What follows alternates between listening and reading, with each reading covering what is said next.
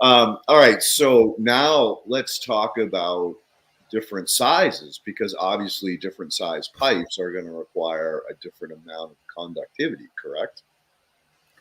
Yeah, it actually has to do with the flow rate of water, So it's the and flow how, rate. Okay.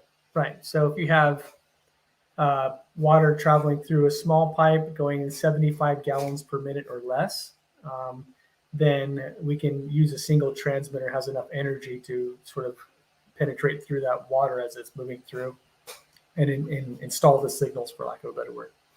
When you get above 75, then you have to go to 3 or 7 or 9 or up to 12 transmitters that need to be put in a line, almost like a series of batteries, to give the signal enough push to essentially push through the water as it's traveling faster through that line.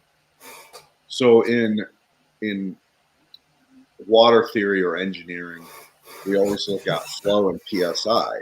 Does PSI have an effect on your system, or is it just flow that you look? Just flow rate. Again, it's like if you wanted to use electrical terminology, if you have your voltage would be the push, the electrical push through a wire, right? And then your amperage would be your current, how many electrons is going through that wire. So your electricity is your amperage and your push is your voltage. So with us, the flow rate of water is sort of like how much water is traveling through.